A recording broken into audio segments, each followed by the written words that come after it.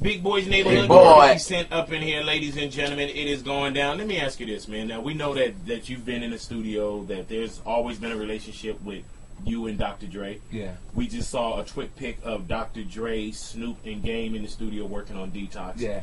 Will we ever see Game and 50 Cent work together again? I doubt that. Strongly. I didn't do anything. I never really understood because I didn't know what the motivation was for the Game issue. You know, initially it was like just a decision on his part. I felt like because I went over it in my head a million times on. Does like, it feel like with Game, watching your behind the music also, and say you recorded these records, right. You did the vocal, you said no, put this on there, like gave them like heaters. Yeah. Is it more betrayal than anything? Like, but I didn't have a long period of time around Game. We worked for about 5 days. Oh wow. You know what I mean? And Dre spent a year in the studio with Game. Mm-hmm. You know what I mean? So he had a chance to be around him to kind of gauge what his character was. Right. You know, and when he was. When did you realize what his character was? After his record was out. You see what I'm saying? Right after the record was out, it was like, you know, I'm hot.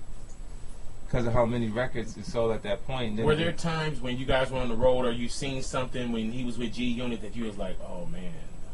Never. Never. There was never any, like he called me actually. Because he had said something about Jay-Z. He said he could suck his, you know, and Memphis Bleak and Beanie Siegel. He did it overseas and it came back right away. And he had called me and I was like, yo, let me talk to him, you know, because it was so early that Jay could have kind of put his lights out. Right.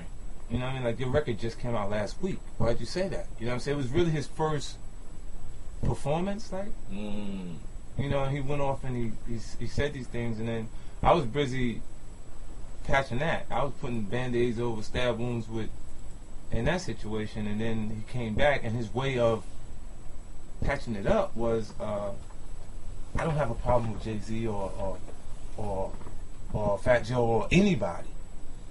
You know, like he said, I have a problem with anybody instead of the people that he directly had those issues with. Right. And it was like, I'm busy patching this thing up that you just did, and you come back and you say you don't have a problem even with the people that I have issues with. Right. So was that like strike 1 and 2, or was that strike? It was interesting, like, because he was saying, because they were talking to him discussing what I had put out on Piggy Bank, and he was like, yo, I ain't got nothing to do with that, and this and that, and I'm like, I just gave you your first 3 singles. Let me ask you this: why you didn't put the energy into Game that we seen 50 put energy into other people? Why you didn't discuss or go deeper into a background or anything like how you would do a Rick Ross, Ja Rule, whatever it may be?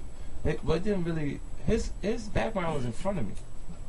You know, like you saw his brother have issues with him in front of everybody. You know, and then his mom and all of them. His was in the open, so there was no real reason for me to go like outside. Like Rick Ross, you'll see Rick Ross out there as if he was a correctional officer. When I went into his background, this guy's rapping like he was a drug dealer when he was a correctional officer.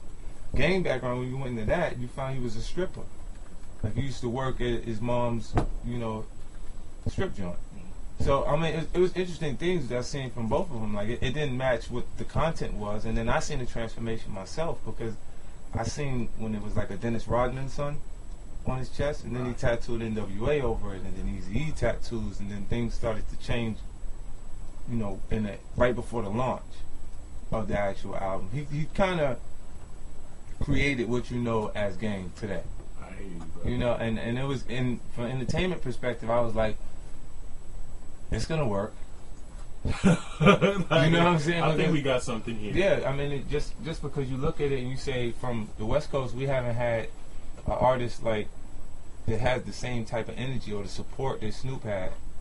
Like he had the largest debut in hip hop album before Get Rich or Die Trying, and a huge consistency, a huge body of work that people could look at and go, wow, like, was Snoop on album 11? Right.